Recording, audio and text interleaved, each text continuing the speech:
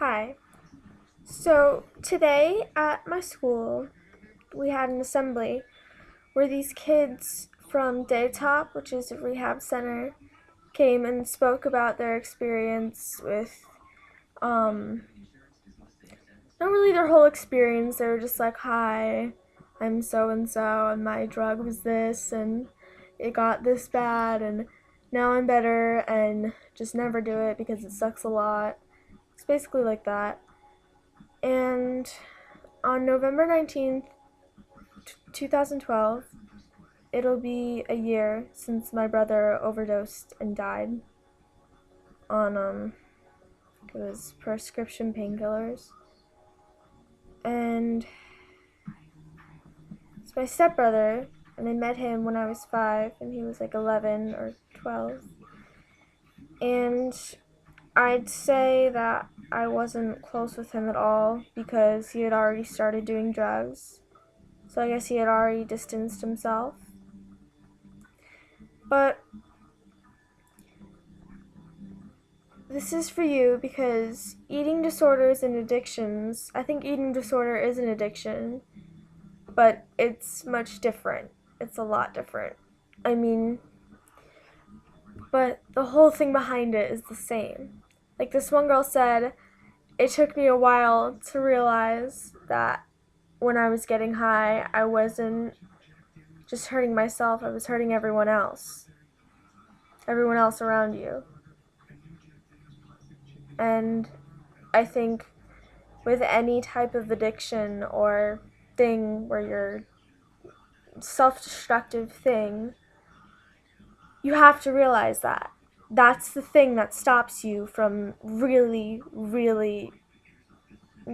stops you from dying, from killing yourself. And it makes you realize that this is something that you have to stop. Because you're not just hurting yourself. You don't care about yourself. You don't care if you die. You care if you die and you leave everyone else behind. You care if you hurt the people around you. And I think that the girl who said this, she said that she was hurting herself, she was hurting other people because she got arrested, and her mom got arrested too because the heroin was in. She put the heroin in her mom's bag, and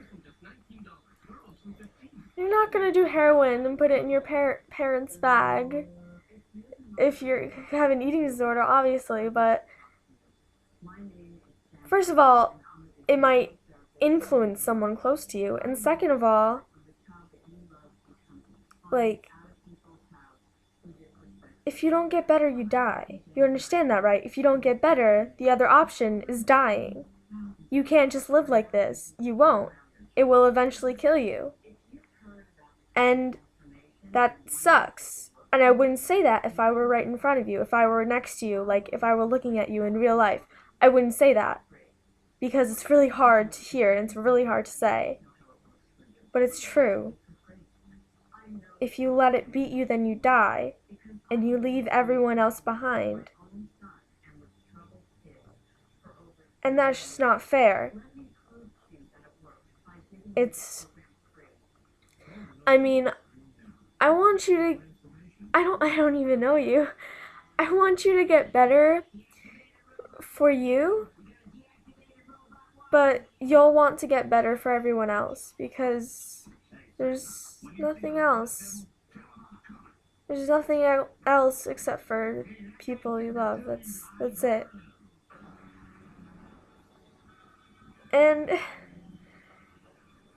if my brother could hear that before he died, he would have stopped. He would have tried. He would have tried a lot harder. So try. Okay? Try. Because there are people around you who really care. And you need to get better for them. Okay? And don't do what I do and just get mad at yourself when you can't fix something about yourself. Don't just get so mad like if you can't like if it's beating it is hard. I've never had an eating disorder. Like, I have those thoughts, but I have a friend who had an eating disorder, and I will never do that because of her. And it's going to be the hardest thing you ever do, but you have to do it. You have to do it. There's no getting around it. You do it, you beat it, or you die, okay? You're fighting for your life now. And you're fighting for the people who love you. Because they shouldn't have to go through losing you. And I don't know if you have, like, I really don't think that you don't have any friends and don't have any people who care about you. Even like your cat or something. There's someone who wouldn't get over you. There's someone who would not get over you. Okay? And I don't want to ramble, but I guess that's it. And you're studying and fantastic. And you need to stay. Okay?